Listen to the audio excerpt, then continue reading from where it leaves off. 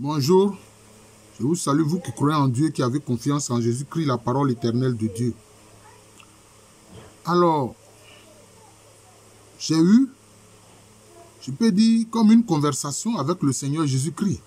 Bon, quand on dit ces choses-là, les gens s'en étonnent, etc., parce qu'ils trouvent que c'est curieux, c'est mystérieux, et même quelquefois, ils pensent que c'est douteux. Bon. Parce qu'en fait, j'avais lu différents documents sur la croix. Sur la croix. Vous savez que je suis historien et bon, cet aspect un peu intellectuel là m'a poussé à aller à la bibliothèque de la grande bibliothèque universitaire de l'université d'Abidjan à l'époque, qui s'appelle maintenant l'université Fouboigny. Et j'ai lu différents documents sur la croix. Et puis j'ai posé même finalement la question au Seigneur Jésus-Christ. C'est pour ça que quelquefois, bon, on va interroger soit des prêtres, des pasteurs ou certaines personnes qu'on pense être des sachants.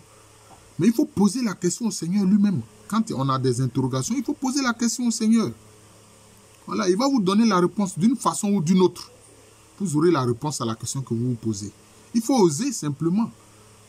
Le Seigneur est vivant. Alors je lui ai posé la question. Il dit, mais Seigneur Jésus-Christ, toi-même, qu'est-ce que tu dis de la croix? Parce que j'ai lu beaucoup de documents sur la croix.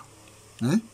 Il y a la croix en C que les gens appellent la croix gammée, mais en fait qui était une croix que les Africains connaissaient, notamment les Akans, qu'ils appellent ça Dengue Brafou, ou bien Denchem Franfou. Ça, c'est les Kufou qui disent ça, c'est-à-dire les Achantis et autres. Hein? Ces deux crocodiles croisés, ça forme une croix en C. En fait, c'est une croix qui a des crochets. C'est une croix qui a des crochets. C'est ça que malheureusement les nazis ont récupéré et ont dévoyé. C'était aussi connu dans l'hindouisme, ils appellent ça le svastika. Donc j'ai vu toutes ces croix-là, j'ai lu sur les questions de la croix et j'ai posé finalement la question au Seigneur Jésus-Christ. Mais toi-même, qu'est-ce que tu dis de la croix? Et vraiment, je vais être émerveillé par la réponse que le Seigneur Jésus-Christ m'a donnée. Parce que c'est des gestes quotidiens que tout être humain fait, mais auxquels je n'avais jamais fait attention. Je répète, c'est des gestes que tout être humain fait, mais auxquels je n'avais jamais fait attention. Il m'a dit que il a voulu que la croix soit l'autel de son sacrifice, parce que la croix, c'est ce qui symbolise l'être humain. Je répète, il m'a dit qu'il a voulu que la croix soit l'autel de son sacrifice, salvateur pour l'humanité, parce que la croix symbolise l'être humain. Notamment, quand il marche, quand il est en station debout, dans la journée, par exemple, quand nous marchons, nous nous déplaçons, nous marchons, c'est une station debout. C'est la station debout. Et maintenant, en général, la nuit, nous nous couchons. C'est la station couchée. Ces deux mouvements associés forment la croix. Donc, j'ai essayé de représenter ça ici. J'espère que ça se verra bien. Ouh là là, mon Dieu. Bon, vous voyez ici, par exemple, là, c'est la station debout. Ici, c'est la station couchée. Et les deux associés, vous voyez que ça forme la croix. Station debout, station couchée, les deux associés, ça forme la croix. Les deux associés, ça forme la croix. Voilà l'enseignement que le Seigneur Jésus-Christ m'a donné sur la croix. Et il m'a dit que, regarde dans la création, ces deux mouvements que l'être humain fait, station debout, station couchée, station debout, station couchée, qui forment une croix, les deux associés qui forment une croix, c'est particulier à l'être humain. Il me dit, regarde les animaux là. Les animaux, ils sont dans la position verticale, pardon, horizontale. Ils sont dans la position horizontale. Le chien peut se tenir debout momentanément. L'ours peut se tenir debout momentanément.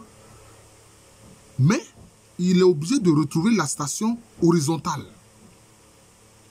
C'est l'être humain seul qui est debout. D'ailleurs, si bien qu'il y a certains archéologues et paléontologues qui parlent de l'homo erectus. Le mot erectus pour dire que l'homme qui est debout. Vous comprenez? Mais l'homme décrit chaque jour de sa vie ces deux stations. La station debout, la station couchée. Les deux associés qui forment la croix. Vous comprenez? C'est ça. La station couchée, bon, les animaux et les autres créatures ont la station couchée. C'est vrai, les arbres ont la station debout, mais ils n'ont pas la station couchée. Ils restent debout en permanence. Ils ne seront couchés que lorsqu'on va les abattre pour les faire tomber. Donc, c'est l'être humain seul qui décrit les deux stations. La station debout, la station couchée. Les deux associés qui forment la croix. C'est la croix de l'humain. Voilà, la croix de l'humain. Voilà ce que le Seigneur Jésus-Christ m'a révélé sur la croix. Et il a dit que c'est pour ça, que pour montrer son humanité, et il a voulu que donc l'autel de son sacrifice soit la croix. Mais je suis le frère Jean de l'amour de Jésus, c'est mon nom spirituel. Et à l'état civil, je suis le professeur Alou Kwame René. Je salue mes frères équipiers du Rosaire. Dernièrement, nous avons fêté l'Épiphanie. Pour nous, les équipiers du Rosaire, c'est une fête très importante pour nous. Hein, l'Épiphanie, c'est une fête très importante pour nous. Alors, équipiers, l'évangile avec Marie, je vous salue. Je salue tous ceux qui sont disciples de Jésus-Christ et tous les baptisés de la terre. À l'état civil, je suis le professeur Alou Kwame René.